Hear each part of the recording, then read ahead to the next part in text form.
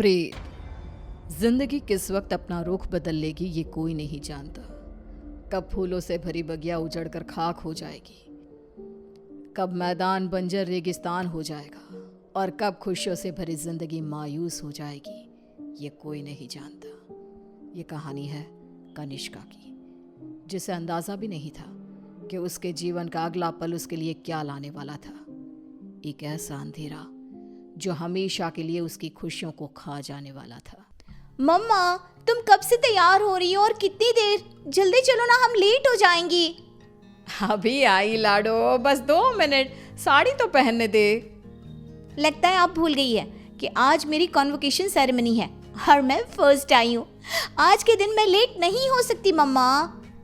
इसीलिए तो समय लग रहा है लाडो। जिसकी बेटी फर्स्ट आई है उसे तैयार भी तो फर्स्ट क्लास होना पड़ेगा ना। कनिष्का बचपन से ही पढ़ाई में बहुत तेज थी।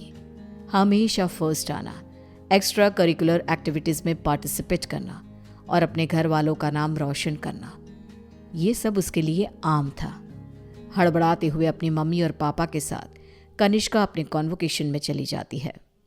I must say, Mr. and Mrs. Verma, you are very lucky जो आपके घर इतनी होनहार बच्ची पैदा हुई, वरना इस उम्र में तो अक्सर लड़के और लड़कियां भटक जाते हैं। पर कनिष्का दिन रात अपनी पढ़ाई में लगी रही और आज उसने हमारे कॉलेज का नाम पूरे स्टेट में रोशन किया है। स्टेज पर जाकर कनिष्का अपनी डिग्री लेती है। उसके लिए आज का दिन बेहद खुशी का था और वो इस पल को हमेशा के लिए कैद कर लेना चाहती थी। चारों तरफ खुशी का माहौल था। तभी कनिष्का की फ्रेंड्स उसके पास आती हैं। कनिष्का, इस बार तो हमें पार्टी चाहिए। हर बार तू बचकर निकल जाती है। अरे कौन सी मेरी जॉब लग गई है, इतनी भी बड़ी बात नहीं हुई है। अब बस लंदन यूनिवर्सिटी में मेरा एडमिशन हो जाए, तब पार्टी पक्की। तुम लोग कनिष्का की बातें तो रहने ही दो, मैं दूंगी पार्टी। आफ्टर ऑल कॉलेज की डिग्री मिल गई है मेरी बच्ची को। She is a graduate now. तो आज रात को मेरे घर पर पार्टी रहेगी, तुम सभी को आना है। रात को सभी पार्टी में आते हैं। सभी बच्चे नाच कूद रहे होते हैं। तभी कनिष्का खिड़की पर जाकर बाहर देखती है, जहां सामने के घर की छत पर बैठी एक औरत उसे लगातार घूरे जा रही थी। ये मिस्टर शाह के घर में ये औरत कौन है? वो तो अकेले रहते हैं। तभी वहां कनिष्का की फ्रेंड आ जाती है। तू यहाँ रात को बाहर तारे देख रही है क्या? चल ना, सब कितना एंजॉय कर रहे हैं। कनिष्का नेहा के साथ चली तो जाती है, पर उसे बहुत अजीब महसूस होने लगता है, मानो कोई सदियों पुराना दुख उसकी आत्मा को याद आ गया हो। ये अचानक मुझे रोने का मन क्यों कर रहा है?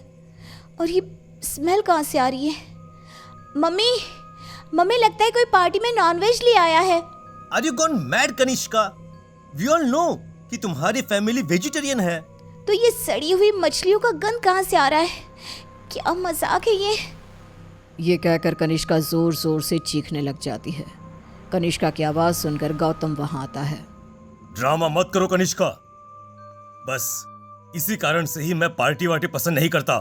चलो जाओ जाओ अपने कमरे में। सभी अपने अपने घर चले जाते हैं और इसके बाद कनिष्का का बिहेवियर और भी खराब होता जाता है। रात को 3 बजे अचानक उठकर कनिष्का दीवारों से बातें करने लगती है। उसकी आवाज सुनकर रीना भागते हुए आती है।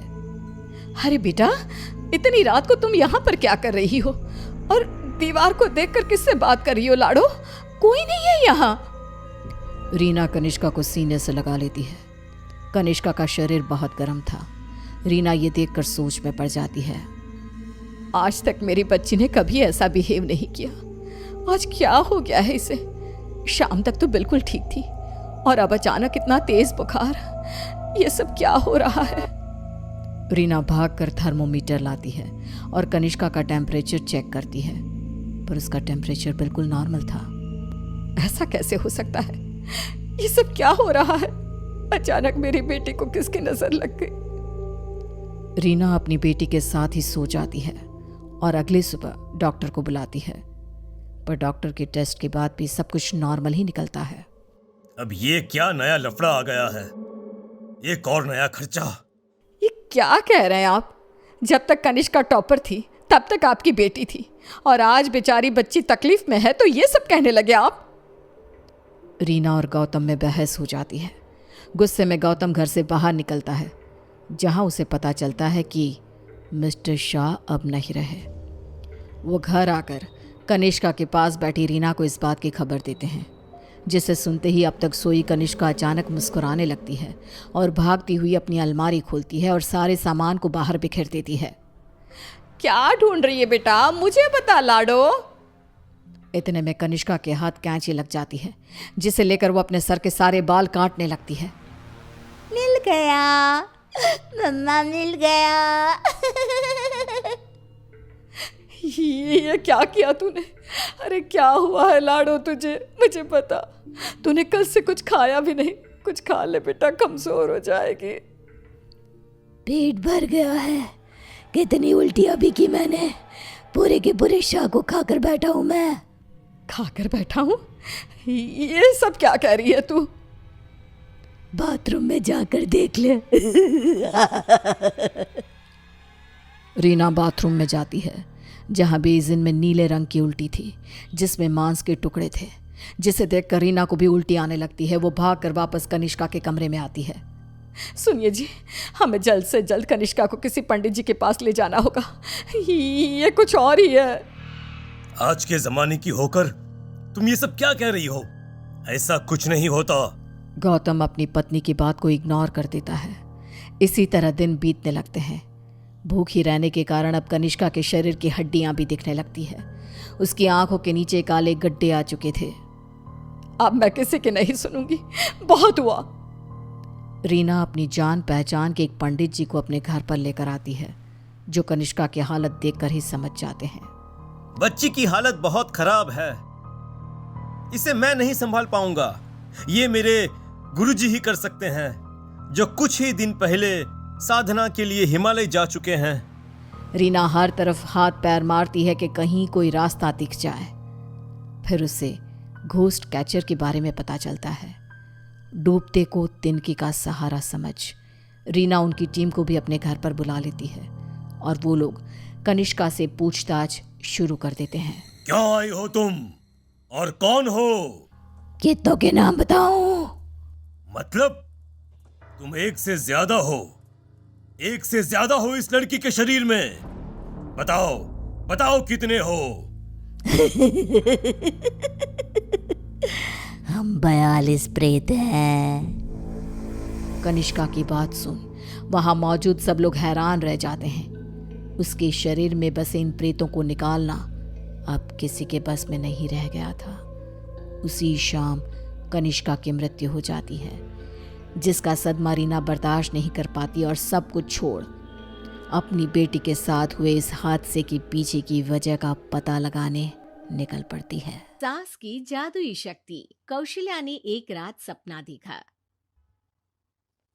कौशल्या राजपूत, तुमने किए हैं जीवन में अच्छे अच्छे कर्म, इसलिए अब से जब तुम चाहो गायब हो सकती हो, जिसके लिए तुमको सिर्फ चुटकी बजानी होगी और चुटकी बजाते ही तुम गायब। बस एक बात का ध्यान रखना, जहां तुमने कोई गलत काम किया तुमसे ये शक्ति वापस ले ली जाएगी। कौशल्या की नींद टूट जाती है। ये कैसा सपना था? गायब हो जाऊंगी मतलब? हे भगवान, कंबल ओढ़ के सो जाती हूँ, सपना कंबल के अंदर नहीं घुस पाएगा। कौशल्या डर के मारे कंबल ओढ़ के सो जाती है। सुबह कौशल्या मंदिर जाने लगती है। अरे बहू, जल्दी चल, भिखारियों को खाना भी तो खिलाना है। हाँ माँ जी, अभी आई। आज तो खीर और पूरी बने हैं, सब खुश हो जाएंगे। दोनों सास बहू कार से खाने का सामान लेकर मंदिर पहुंचते हैं और भगवान की आराधना के बाद मंदिर के बाहर बैठे भिखारियों को खाना खिलाने लगते हैं। दीदी, आप हर हफ्ते आते हो, इतना सारा करते हो हम लोगों के लिए। मैं आपके लिए रोज अलग से दुआ मांगता हूँ। ये तो फर्ज है हमारा। दीदी, थोड़ी पैसों की मदद हो जाती तो अच्छा होता। बड़े चौराहे पे मेरी बीवी भीख मांगती है, उसका इलाज करवाना है, 100-200 रुपए लग जाएंगे। कौशल्या उसी वक्त भिखारी को 500 का नोट दे देती है और दोनों सास बहू वहां से लौटने लगती हैं। तभी कौशल्या को कोई शंका होती है। अब बहू रुक, तो मैं अभी आई। कौशल्या वापस वहीं जाती है तो देखती है कि भिखारी वहां है ही नहीं। कौशल्या को रात का सपना याद आता है। वो चुटकी बजा के गायब हो जाती है और सीधे भिखारी के पास पहुंचती है, पर भिखारी को वो दिखाई नहीं देती। कौशल्या देखती है कि भिखारी उन पैसों से शराब खरीद रहा है और कौशल्या उसे वहीं एक चाटा मारती है। अरे कौन है बे? एक और चाटा पड़ता है। अरे कौन है? कौन है? हिम्मत है तो सामने आओ। भिखारी को झूठ बोलने पर तड़ातड़ चांटे पड़ते हैं। वो वहां से भाग खड़ा होता है। कौशल्या चुटकी बजा के वापस बहू के पास आ जाती है और मन ही मन सोचती है, ऐसे तो मैं कितने गलत काम रोक सकती हूँ, कितनी ताकतवर हूं मैं, किसी को पता भी नहीं चलेगा। सासू माँ, आप क्या सोच रही हो? अब कुछ नहीं, कुछ भी तो नहीं। ठीक है, मुझे ना थोड़े पैसों की ज़रूरत थी। मेरे कजिन भाई है ना, उनकी तबीयत थोड़ी इधर उधर हो रही है। वो तो खुद से नहीं कहेंगे कि पैसे दे दो, पर बहन होने के नाते मेरा तो फर्ज बनता है ना कि भाई की मदद करूं। अरे हाँ हाँ, ले जाना पैसे। पैसे इसीलिए तो कमाते हैं कि जरूरत में काम आ सके। घर पहुंच के कौशल्या अपनी बहू को 10,000 रुपए दे देती है। कब जाएगी तुम मायके? कल शाम की ट्रेन है। दोनों काम में लग जाती हैं। तभी काम वाली दीदी वहां आती है। आज ना मैं आप लोगों के लिए पनीर बनाऊंगी। ठीक है, मंगवा लेती हूँ पनीर। पड़ोस की दुकान वाला पनीर दे जाता है और काम वाली बाई पनीर से रेसिपी बनाने लगती है। आज अपनी सुपर पावर काम वाली बाई पे ट्राई करती हूँ, देखूं तो सही किचन में करती क्या है ये। सास चुटकी बजा के गायब हो जाती है और किचन में पहुंचती है। बाई को खबर भी नहीं है कि कौशल्या भी किचन में ही है। आज तो मैं भी पनीर की सब्जी बनाऊंगी रात को अपने घर, और थोड़ा सा घी भी रख लेती हूँ। वैसे भी कौशल्या बुढ़िया खा खा के मोटी हो गई है। कौशल्या बाई की चोरी पकड़ लेती है और गुस्से में बाई की चोटी ऊपर उठा देती है। बाई को समझ भी नहीं आता कि उसकी चोटी खड़ी कैसे होगी। वो डर के मारे चीख पड़ती है। बहू भागते हुए किचन में आती है। अरे क्या हुआ? ये तुम्हारी चोटी खड़ी कैसे है? करंट लग गया है क्या? पता नहीं, शायद किचन में ना भूत है। बाई वहां से भाग खड़ी होती है और कौशल्या चुटकी बजा के अपने कमरे में टीवी देखने लगती है। बहू वहां जाती है। माँ जी, किचन में ना भूत है, बाई भाग गई। अरे भागने देना, भूत का तो पता नहीं, किचन में चोर जरूर था और वो थी अपनी काम वाली। अच्छा हुआ चली गई। बहू को कुछ समझ नहीं आया। उसने किचन में जो देखा उसके सदमे में जो थी वो अभी तक। अगले दिन बहू अपने मायके के लिए निकल जाती है। कहीं भिखारी और काम वाली की तरह बहू भी तो मुझे धोखा नहीं दे रही। अरे कहीं वो पैसे ले जाके शॉपिंग तो नहीं करने वाली ना। अभी पता लगाती हूँ, मुझसे कुछ छिपा है भला। जैसे भगवान सब देख रहा है वैसे ही मैं भी सब देख रही हूँ। सास को अपनी शक्ति पर घमंड आ गया था। वो अब अच्छे काम करने की जगह अपनी शक्ति का इस्तेमाल खुद का शक मिटाने के लिए कर रही थी। वो चुटकी बजाती ही बहू के मायके चली जाती है। भैया, आपने बताया क्यों नहीं कि इतनी तबीयत खराब है? अरे तेरी सास बूढ़ी हो गई है, इतना भला काम करती है, उनकी मदद कौन करता है? यहाँ तो और भी लोग हैं ना। भैया, मेरे पास कुछ पैसे हैं, आप दूसरे डॉक्टर को दिखा दीजिए ना। अरे मुझे लगता है कि मेरा टाइम आ गया है, मुझे जाना होगा। कमरे में भाई की आत्मा को लेने यमदूत आ चुके थे। कौशल्या भले ही किसी को नहीं दिख रही थी, पर यमदूत ने उसे देख लिया। यही आत्मा है शायद, परछाई दिख रही है, पहले ही तैयार खड़ी है। अरे आप कौन हो? यमराज का नाम सुना है? हैं? आप यमराज हो क्या? नहीं, हम उनके यहाँ जॉब करते हैं, आत्मा उठा के ले जाते हैं डिलीवरी वाले। चलो अब तुम्हारा टाइम पूरा हो गया। अरे आप शायद ना वो बिस्तर पर पड़े आदमी की आत्मा को लेने आए हो। मैं तो बस यहाँ देखने आई थी कि मेरी बहू कहीं मुझसे पैसे लेकर शॉपिंग करने तो नहीं चली गई ना। मतलब तुम्हारे पास शक्ति है गायब होने वाली? हाँ। तुम ऐसे तुच्छ काम में उपयोग कर रही हो ऐसी दिव्य शक्ति का। अब तो तुमको ही लेके जाऊंगा। अरे नहीं नहीं, कल मुझे किटी पार्टी में भी तो जाना है। अब नरक में ही करना किटी पार्टी। नहीं नहीं नहीं। 3 बार नहीं क्यों बोल रही हो? टीवी सीरियल चल रहा है क्या एकता कपूर का? अरे प्लीज मुझे जाने दो। आप तो उस बीमार आदमी की आत्मा को लेने आए थे ना। गलत डिलीवरी करोगे तो यमराज डांटेगा ना। बात तो सही कर रही हो, पर हमको उस पे दया आ गई।